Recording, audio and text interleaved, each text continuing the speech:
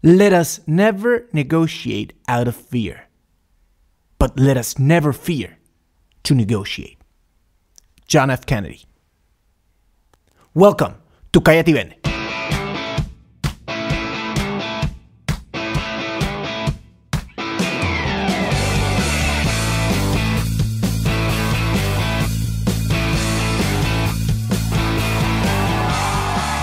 Hello everybody, this is your neighborhood friendly sales guy, Gerardo Rodriguez.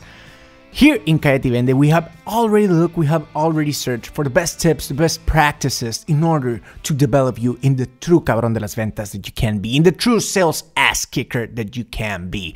So, without further ado, we are going to skip a lot of what we usually do. We give out shout outs to all the people to hit us up at iTunes that give us their 5-star rating and reviews in iTunes, at YouTube, and all the inboxes and emails I get on a daily basis. So thank you guys. All will return to our normal operation next week en español y para todos ustedes, haciendo un gran resumen de esta súper entrevista que acabo de hacer con el señor Chris Voss. Y fue algo importantísimo, algo en lo que aprendí muchísimo. Entonces, el siguiente episodio, no se pierdan, para los cabrones de las ventas que no hablan inglés, no se pierdan el siguiente episodio en la siguiente semana, donde, como todas las veces que entrevisto a una persona en inglés, y tengo una conversación en inglés,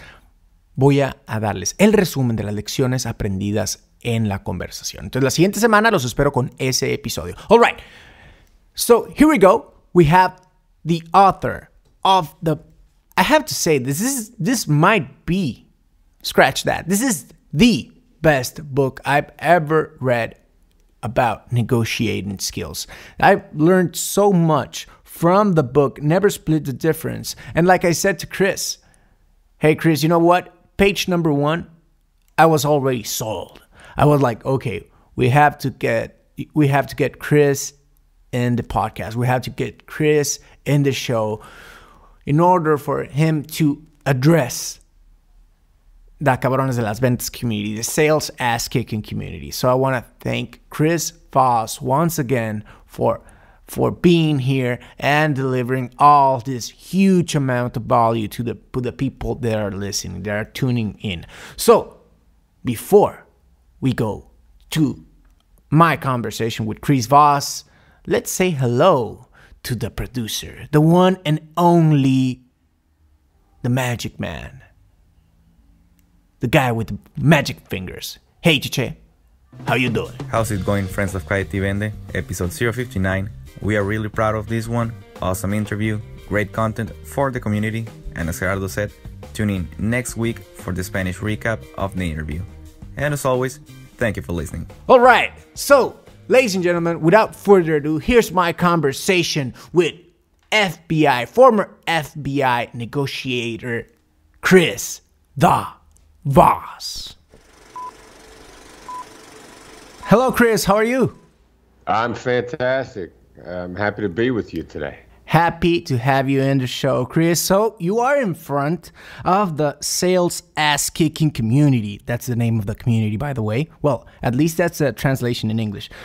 But yeah, good, excellent. For those who might not know who Chris Voss is, who is Chris Voss, and why should people listen to you? Well, Chris Voss is the author of Never Split the Difference, Negotiating as If Your Life Depended on It. Now, I'm a former hostage negotiator. I was the FBI's lead international kidnapping negotiator, and I've taken the ideas from the best of the emotional intelligence of hostage negotiation and put it in a business book. So take hostage ideas, put them in business and personal life, and make great deals and make people happy. It's how to negotiate. And you know what? I have to say this, Chris. I read your book last year. So thank you. It was no, thank you. So I was in page number 1. I'm not kidding. Page number 1, and I say to myself, I said, Gerardo, Chris has to be a guest in the show. Whatever I have to do, Chris Voss must address the sales ass kicking community. So it's a cool book. It's a shame it's not translated to Spanish, is it? You know what? There is a Spanish version, and I was just double checking a few minutes ago. It's available on Audible on Amazon. Audible. And what's it called, by the way, in Spanish? Do you have the I'm pretty sure it's not translated exactly, so a couple of words might get lost in the translation. Do you by any chance, so people can look for it? Yeah, well, if you'll forgive me for my horrible pronunciation, I'll help you with that. Don't worry about that.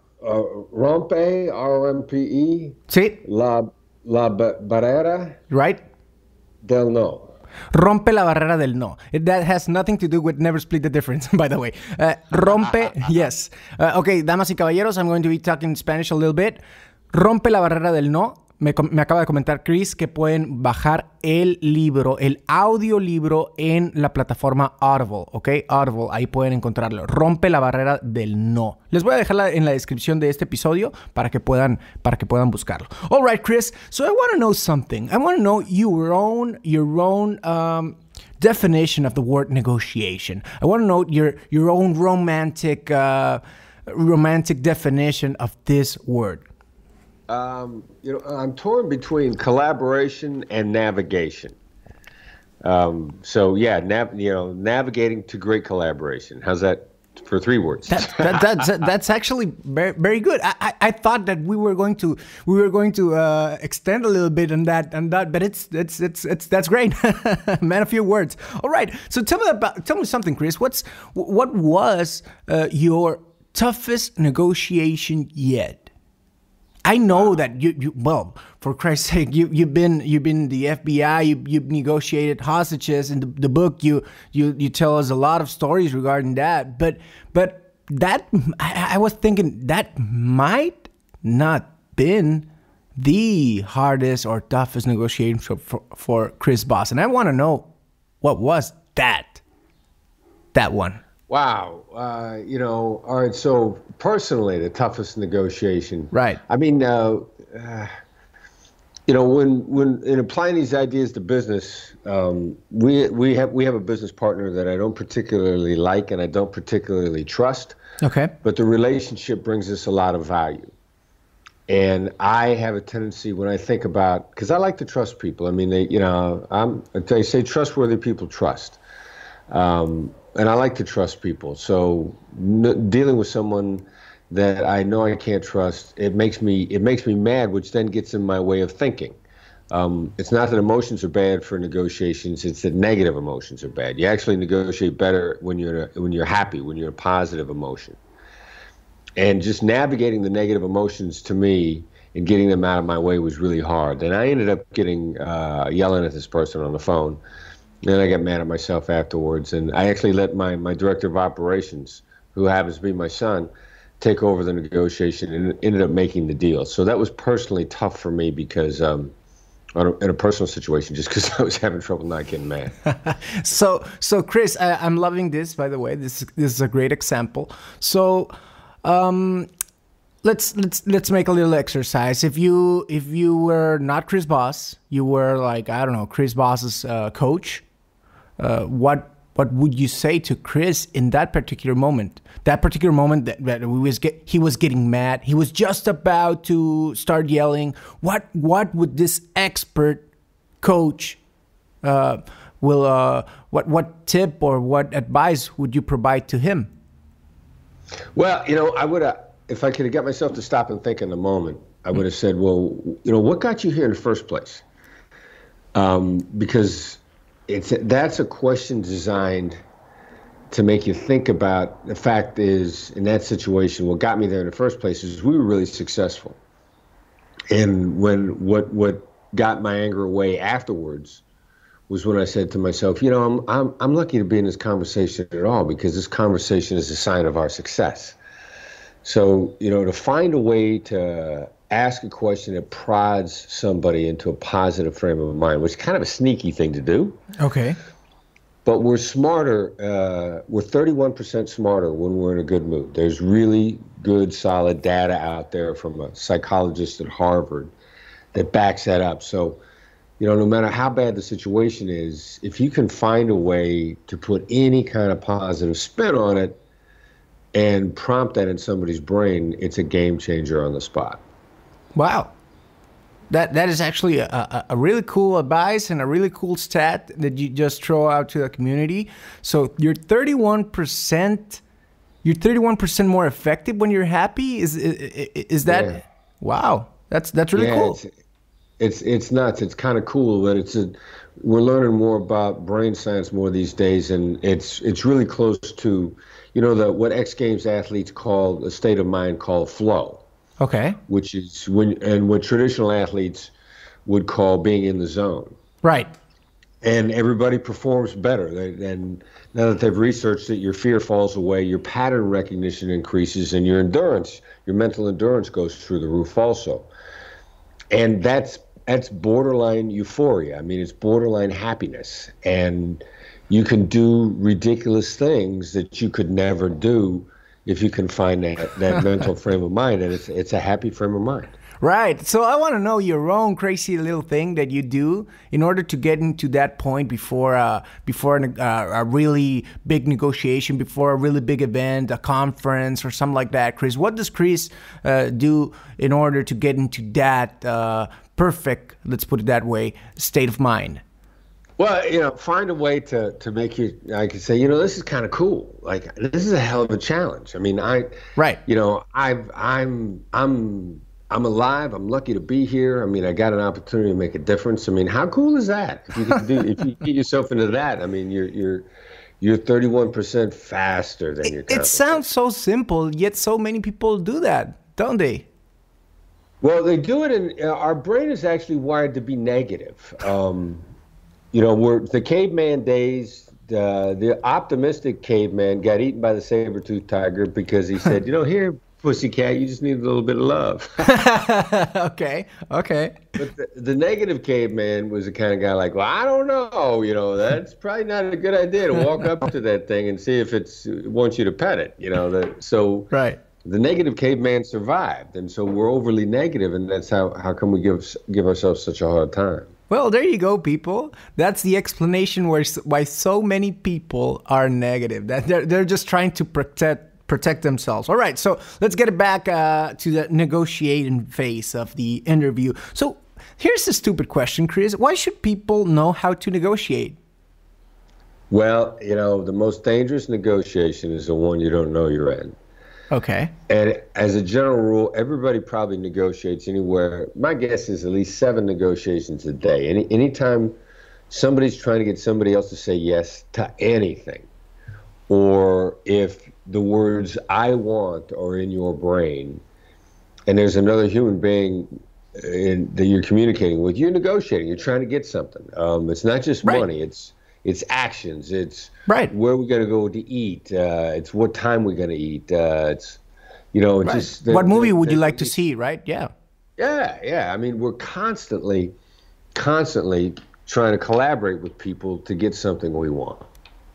All right. So with that in mind, Chris, what is the number one mistake people make while negotiating? Being determined to get your point across. Or being determined to get the other side to listen to you. There's kind of a famous author, a guy named Stephen Covey, and he wrote a book called The 7 Habits of Highly Effective People. Right. And Covey said, seek first to understand, then be understood. So we got to change that just a little bit. And change, because we think that, all right, so I understand the other side. I understand you, now I can talk. That's not quite the case. It's seek first to show understanding, so you can be understood.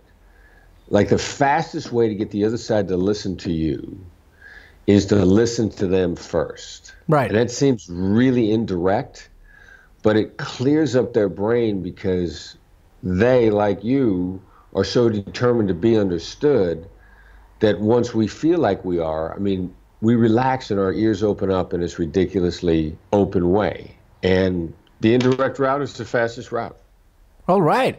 So if I would change the question to the number one mistake, instead of putting the word people, I would change that to salespeople what is the number one mistake salespeople make while negotiating, would you change your answer in any way, Chris? Slightly. It depends upon whether or not they're still a yes addict. I mean, most salespeople are yes addicts, and they're dying to hear yes, and they don't want to, and they're going to pester you and bother you, and they're going to ask you close-ended questions like, would you like to make more money? Do you think this would, after everything I've said, do you think this would work for you? I mean, the yes addiction is horrible. It's really, really bad. That is actually, that was going to be one of my of the next question. So yeah, people are trying to get the yes.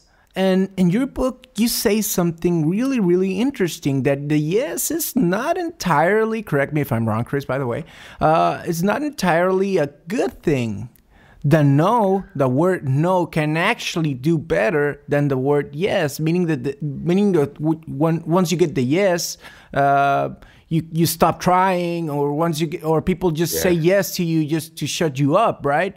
When you get the no, you're at least still in the process. Is that something?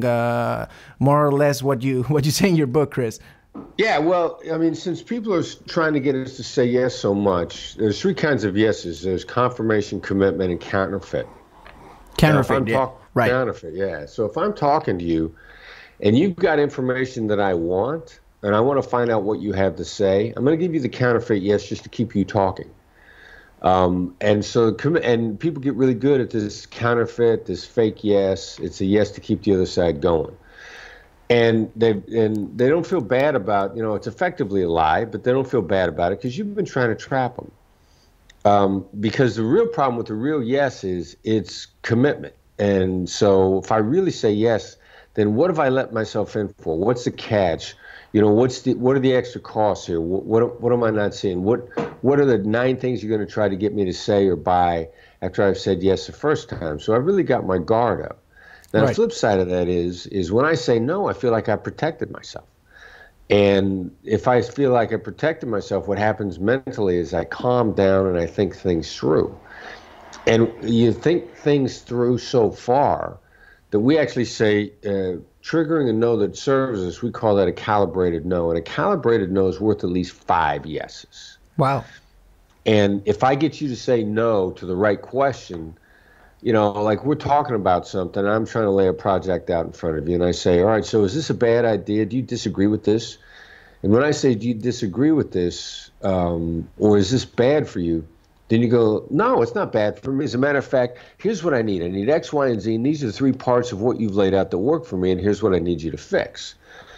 I mean, that happens every single time you trigger somebody to say no, because they'll go on and they'll explain and give you a ton of information and actually lay out for you what the next 4 to 5 steps of this agreement look like. Here's the thing, though. A lot of sales trainers are programmed, or at least try to program their own trainees to ask the questions in the way that the answer will be a positive one. Just with your own same example, laying out the project, right? Does this project work for you? What do you like more about this project, in order to get a positive answer instead of a negative one? Right. And here's what I love about that, because that gives the people I've trained such a huge advantage. Okay. That is so bad, and it's so common, and there's so much of it out there, that the people that learn how to train in our method are just killing the yes addicts. Our trainees are just wiping the yes addicts out, and there's always going to be enough people out there that are yes addicts. And what it does is, because you think you're successful in a fake way. I mean, it's like baseball. You're batting in a league where everybody bats 200. If you're a yes addict, but if you use no strategically, you're batting 350. And the difference between somebody who bats 200 and 350, in Major League Baseball, that's a lot of $1 million, a lot of money. It's millions, right? And it's just, and in reality, that's only a few more hits each month, right? So you only have to, a 31% increase, like what we were talking about before, 23% increase. You go from being barely able to stay in the league to being a multimillionaire. Right. So let us share one more example in order to clarify how to work with that strategic no that you just that terminology you just threw at us right now. So how can we approach in order to get that strategic no, Chris? Okay, there's a great one is somebody's not getting back to you. Right. Now, there's two parts to this because your strategic no is gonna get almost an instantaneous response. Okay. So somebody you've been trying to sell, somebody's not getting back to you, who's not responding to your phone calls, your emails, your texts, nothing. Right. Send them a one-line email or one-line text, and it's either in the subject line only of the email and nothing else.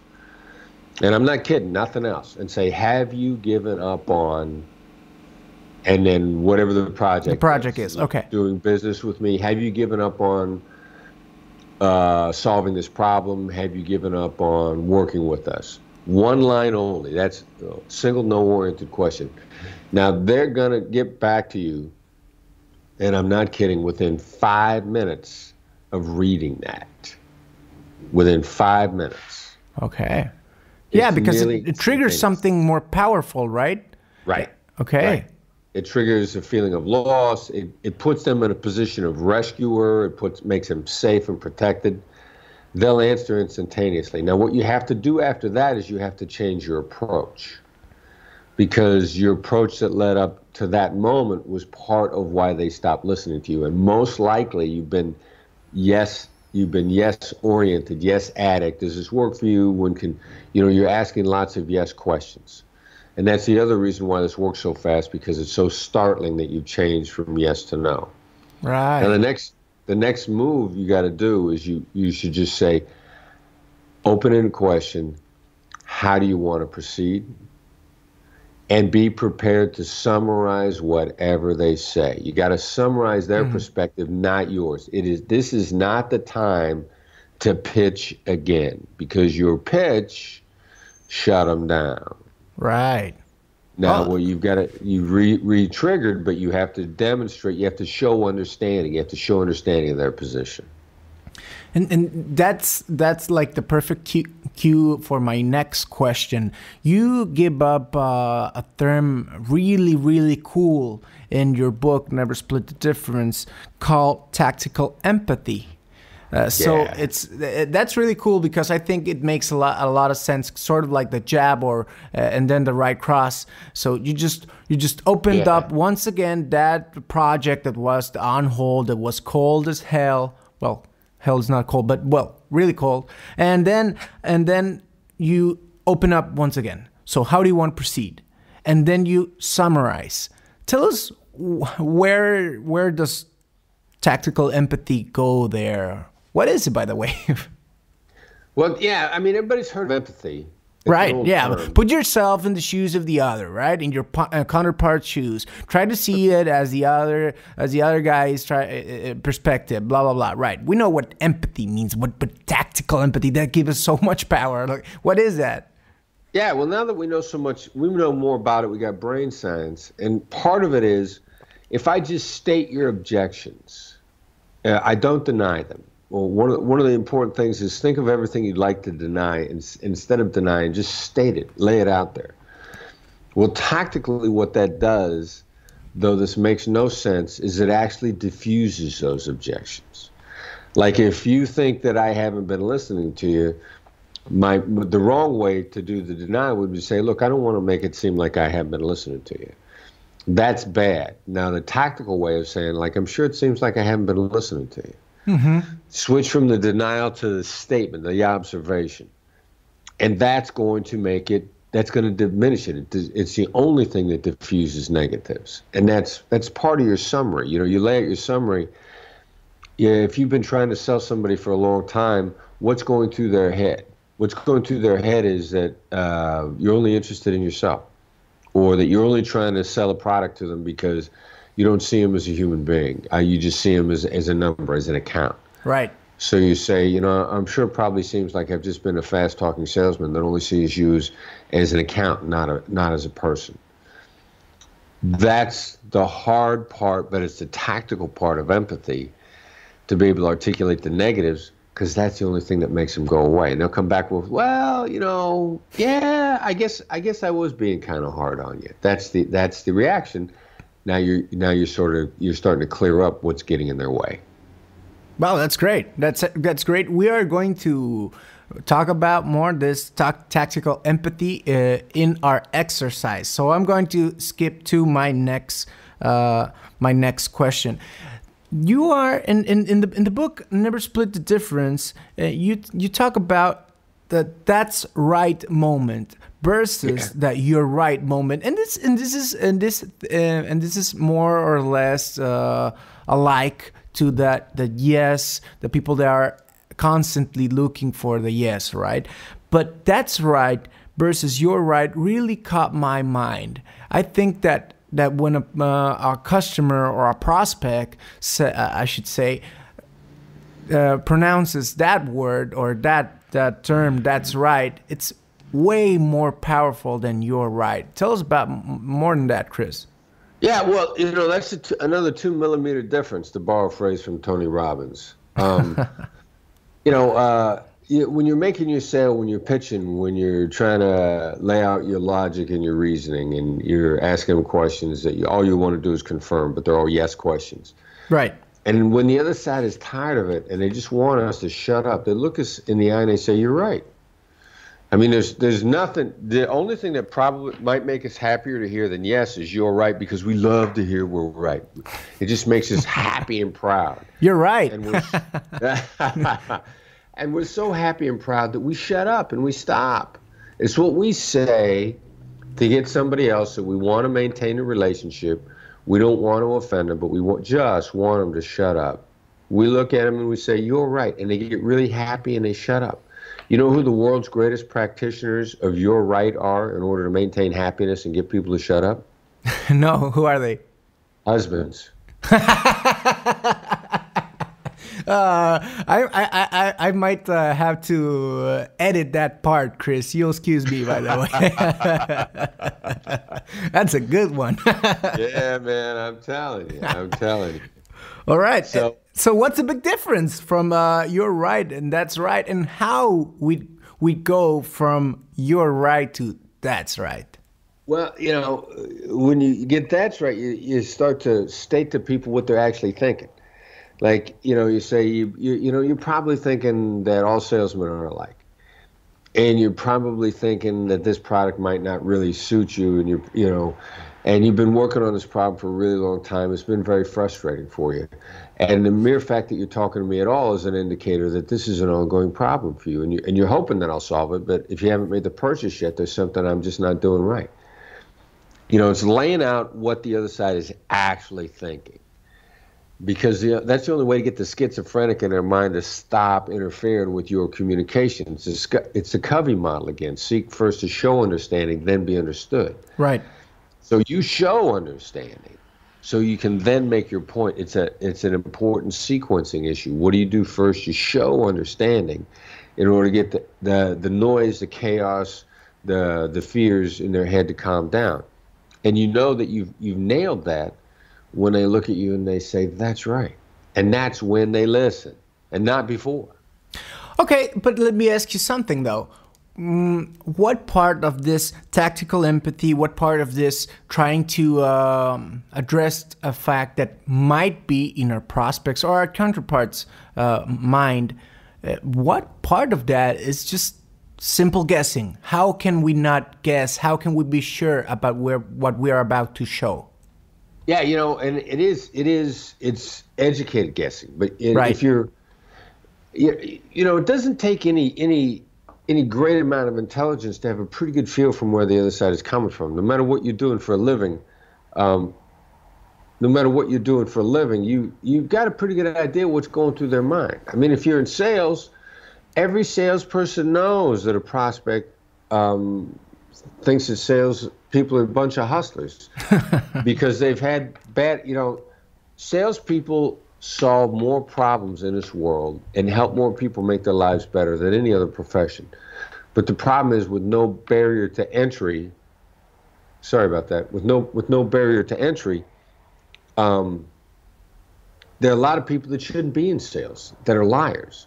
Right. And whatever percentage of those people are, every human being's run across them. So, they've had a bad experience with salespeople before. And, we talked before about how human beings are overly negative.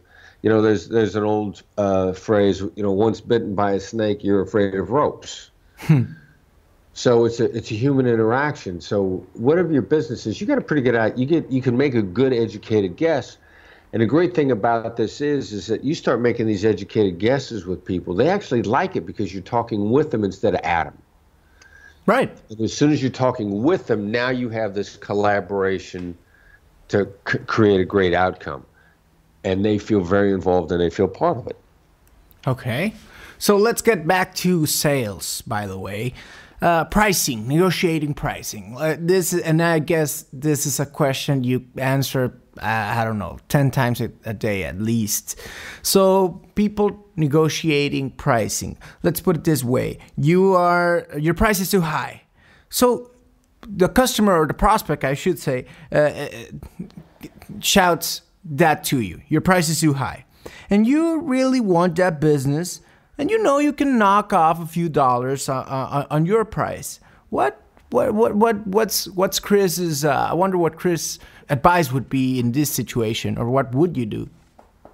Well, there's a couple great things that you can say there, because everybody cuts their price first. That should be the last thing you do. Not the I first hear you. thing. I hear you.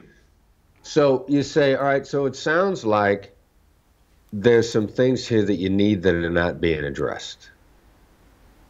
Because if somebody says your price is too high, what they're really saying to you is, we haven't quite tailored this fit just exactly right yet. Like they're saying to you, there's parts of this that work, and there's parts of this that don't work. Now, we get back to human beings being overly negative. We put too much value on the negatives. So the parts that don't work, if I can just fix that, then the parts that do work are probably going to take over for me. So I'll say, well, it sounds like there's something here that just doesn't work for you. We call that a label. But I need to get out of the prospect's head, out of the counterpart's head, exactly where the issues are. Now, I can make up my mind how I want to address them once I know what they are. And the only way I'm going to know is if I get them to tell me. And I've got to trigger it. Some of the people that we teach in sales call these labels unlocking the floodgates of truth telling. Okay. Now, we might have an instinct to say to someone, because everybody's been taught to ask good questions. Right. So you might want to, because we need information. The point is that asking questions is not the best way to get information. You might say, well, what about this doesn't work for you? You might even say, what about this works for you? Because you're trying to pin them down on the value proposition. Those are good questions, but questions cause people to raise their guard. No matter what, to some degree, they cause people to raise their guard. And labels, on the other hand, cause that a lot less. So that's why we teach people how to gather information without asking questions. And I say, it seems like there's parts of this work and parts of this that don't work. And that's when the prospect is now going to start to lay out exactly what the issues are. Okay.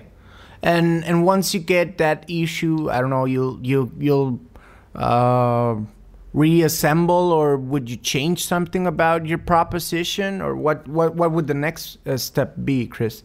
Well, there's a really good chance that some of those issues are going to be real easy solutions for me. Okay. Now, I need to go from wondering what they are to knowing what they are. Because I can't make good decisions while I'm wondering.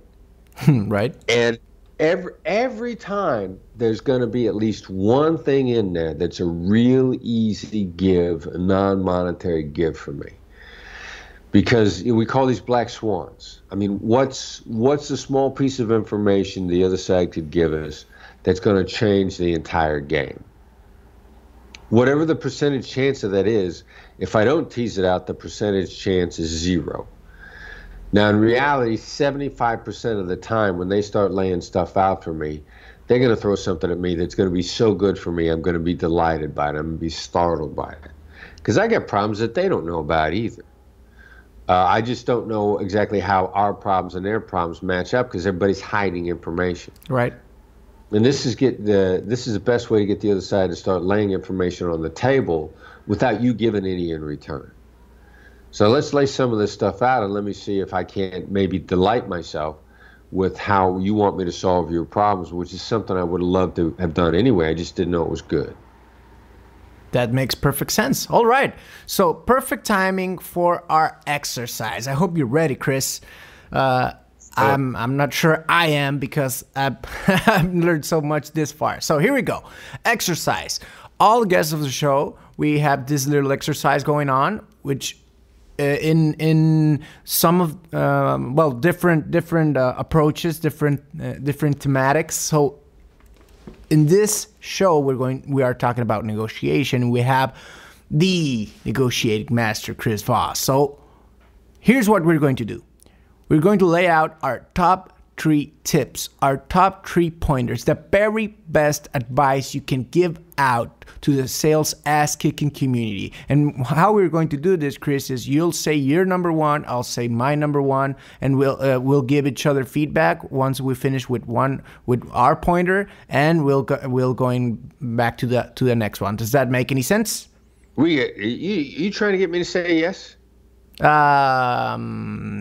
just what part of this exercise? What would be the way to make the question? let me rephrase that. Say, does that sound ridiculous? Okay. Does that make sense? To say, does that sound ridiculous? And I'll say, no, it doesn't sound ridiculous at all. Let's jump into it. All right, let us rewind it. So here's the exercise. Does this sound ridiculous to you, Chris? No, I'd love to do it. As a matter of fact, let's go right into it. Excellent. I'm learning so much. All right. So, Chris, you're number 1. My number 1 is whatever the other person says to you about what they want. Fill in the blank on this sentence. Seems like you like blank. And just finish that sentence, and you're going to get a great response. Okay. Is that active listening in any way? It's what we used to refer to as active listening. Right. We've ramped it up on that. Let's call it tactical listening. I like that. It's like active listening, but on steroids, right? There you go. Exactly right. Can you give us a little bit more on that tactical listening? I like that. All right. Yeah. Well, I know there's positives there. I know there's negatives there. I want to draw each one of them out one at a time, and that was a label designed to hit on a positive. Excellent. All right. So here's my number 1, and please do not humiliate me.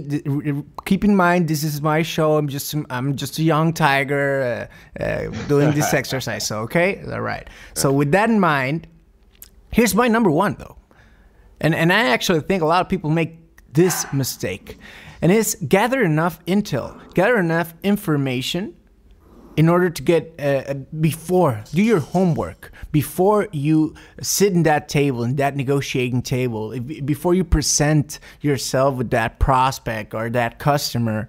So do your homework.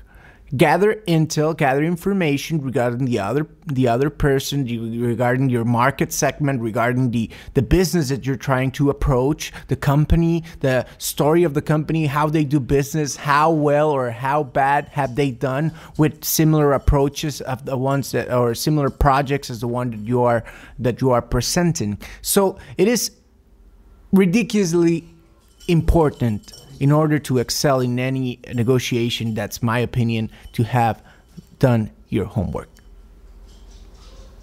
I like that a lot. That's a good one. Very good. All right. Any feedback you can give? That is that actually that important? All right. So I'll go with my number 2 that feeds in on that. All right. Cool. I like that. Plan to uncover new information at the table based on your homework. I like that. That homework is really important, but they will tell you more than you could ever find out on your own, and they'll also fill in the blanks as to what they're proudest of. if they've seen that you've done some of your homework. I mean, you're not going to find out everything, and they're going to be a better source. So That's right. Take that homework and use it at the table to learn more. Like doing your homework and make yourself a little questionnaire, a couple of questions to make, or a couple of things to address in order to get more information in that table. Does that make sense? Yeah. That's a great thing. Do your homework, but take it to the table and find out more. Right. That's excellent. All right. Here's my number 2, and you might laugh at this, by the way. Have you ever heard about the M&M approach, Chris? I haven't. I'm looking forward to hearing about it. You're going to laugh at this so hard. So the M&M approach is an approach that I've been using since I can remember. And this is really cool, by the way. Have you ever seen the movie The 8 Mile? The M&M's movie, The 8 Mile? Yeah, I love that movie. Okay, do you remember one of the final scenes when he's in this rapping contest, right? I know where you're going with this. I love this final scene. Okay, yeah, I think you got it already. So what this rapping contest, by the way, is like one rapper saying something bad to the other, and the other try to counter punches or counter attack, and the people or the crowd just makes more noise for one rapper than the other, and then he wins, right? So what Eminem does in this final scene, he says everything bad about him. He says everything that is bad, or everything that his opponent might attack him with. In the racial comments being that he's white, that his mother, blah, blah, blah, and that he's this and he's that, and all this racist comments, all this mama jokes, all of the bad things that the opponent might rap about Eminem. Eminem raps about first. So, and then he goes, okay, so now what are you going to say about me? And the guy goes blank. So that is the Eminem approach, or my friend Chris Voss would say tactical empathy. Yeah, I love that, man. I love it. So, and this is my number 2. Use the Eminem approach. Call it tactical empathy. I think it's a really cool, solid, strong name. Tactical empathy is something that easy to remember and really easy to apply. So this is my number 2, Chris, and I'm sure you're going to like it. Oh, I love it. We use that clip sometimes when we're trying to teach tactical. Or do you? That's brilliant, man. I love that you recognize that. I mean, that's emotional intelligence on steroids, man. Nice job. Very nice job. Okay, thank you. So let's. You already said your number 2. So let's wrap it up. How about this? Being that I'm the host of the show, I want you to close the exercise. So if you allow me, I will wrap it up with my number 3, so we can close on your statement. Does that make sense? Is that good? It works. There you go for yes again. You can't give me say yes. You keep doing that to me. Why you keep doing that to me? All right. I'm a little nervous over here. Is that stupid? Is that Is that ridiculous? Are you against that? Ridiculous? All right. I'll have to practice that. Okay. So number 3. Let's go for number 3. In order for anything to work, you have to be truly, for anything to work, negotiation, whatever. All right. You have to be deeply, and I mean deeply, truly, blindfolded, convinced that your counterpart is being taken care of. And this is more ethics, moral type of things, but I really think that it comes to that, that you are completely convinced that your counterpart, your customer, your prospect is better off with your proposal, is better off with your service, is better off with your product. Being as it may be pricier, it may be whatever, but you have to be truly, deeply convinced that he is being taken care of, and this is the best option for your customer, for your prospect. Chris, what say you? Yeah, no, I agree with that 100%. I mean, what it gets into is how to really be successful long term. I mean, what's the best way to really become a billionaire? It's to have long-term relationships where people, all they want to do is continue to do business with you because you do so much good for them. 100%. So it's about long-term success. You know, you can have short-term success. You can make a big killing today, and pretty soon nobody's going to do business with you, and you're gonna have to leave. You're gonna have to go someplace else. Right. But long-term success is about really the best interest of the other side, because then it becomes a virtuous cycle. I 100% agree with you. You're absolutely on track. All right, so let's wrap this up with your own number 3, Chris. Well, you know, I was going to say exactly the same thing. Look at long-term success. I mean, the wealthiest people that I know, and there's a few exceptions, but you know, I'm not that smart, so I gotta use the highest percentage chance. And the wealthiest people that I know, the most successful people I know, build long-term relationships by being devoted to the success of other people, and it just comes back to them in so many more ways. And so I believe in long-term success, believe in long-term relationships, and you will prosper. That's great. Chris, I want to thank you so much. This has been a truly educational experience for me, and I'm 100% certain that this is going to do wonders for the audience. And I want to tell you something. I have the book Never Split the Difference right in my hand, and I wish I could show you a picture of the 100 bookmarks that are or the post-it that are taped in the book, right? Because I've just learned so much, and I'm wishing that the audience can learn so much from you. So we have the audiobook in Audible, Rompe la Barrera del No. We have both the digital and the printed copy, Never Split the Difference. It's a great book. I'm really rooting for people to read this and practice it, right? If you don't practice what you read, then you might as well don't read anything. And we want to learn more. We want to learn more about Chris. So, Chris, I understand you have a newsletter going on. How can we have more information? We already have the book. We want to learn more. Yeah, and we got a lot of free content on the website. Lots of free stuff. So the website is blackswanltd.com. BLACKSWANLTD.com. Now, there's a link there where the blog is, the newsletter, The Edge, and you can also sign up for it because it comes out every Tuesday morning, once a week. It's a short, simple, quick, easy to read. You know, it doesn't tire you out. It energizes you. People love it as a supplement. So go to the website, sign up for the newsletter, and get lots of our free stuff. That's great. We love free stuff, don't we? So I'll put the link for your webpage and your blog in the episode's description, all right? So people can just click on it and go directly to your website to learn more from Chris Voss. I wonder, let me ask you something, Chris, before we wrap this up. Have you practiced any martial arts, boxing, MMA, something like that? You know, in my younger days, that's actually how I became a hostage negotiator, because I hurt my knee in judo.